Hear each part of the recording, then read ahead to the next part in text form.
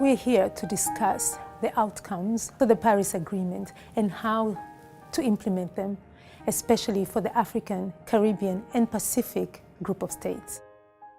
Let us look at the division of labor and concentration on who will be doing what. Those who will critique the agreement and look at gaps in the agreement, how it can be refined. Those who will be lobbying with governments, those who will be, of course, looking at project proposals that will go into financing. Climate action cannot be postponed, as climate change constitutes the single greatest challenge to sustainable livelihoods, security, well-being, and well-being of our people. It poses immediate and long-term significant risk to sustainable development efforts and threatens the very survival of the 79 countries that make up the ACP Group. We're now moving into the more regulatory or rule-making implementation phase, and as everybody knows, that's often much more difficult, not from the political sense, but because of all the details and the need to put in place the systems and the rules.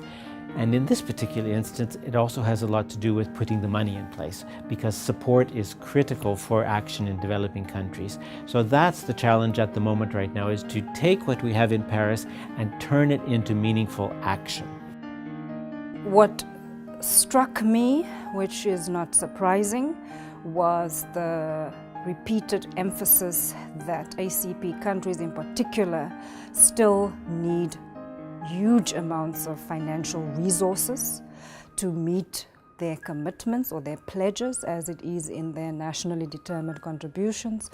What also struck me was the emphasis on technology, but I think on the other side, there is a willingness to make sure that ACP countries will be in a position to actually implement what they have put forward in their NDC. There is a direct link between extreme poverty, hunger, and climate change. The way they are interlinked, one affected the other. So when you address extreme poverty, you at the same time need to address hunger and to preserve them from the impacts of climate change.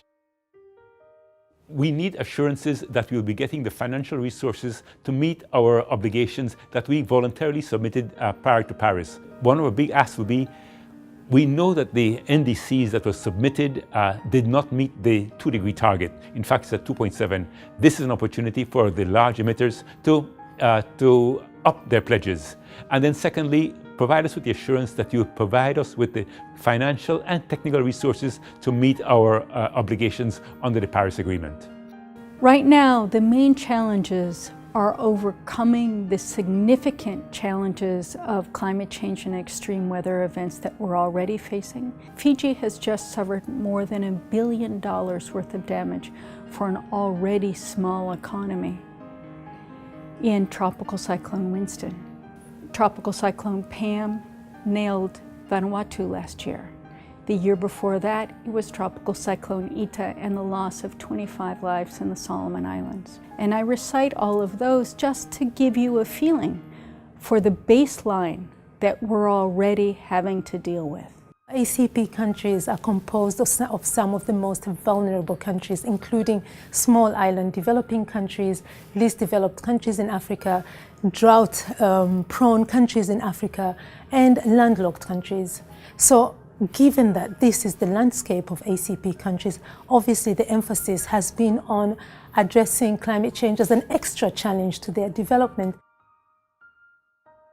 And now we have to implement the agreement, and basically we have to come out with concrete and tangible actions. Support, we're talking a lot about finance, and we're talking about how to help these countries that are so vulnerable, and what they have to do to address the effects of this climate change.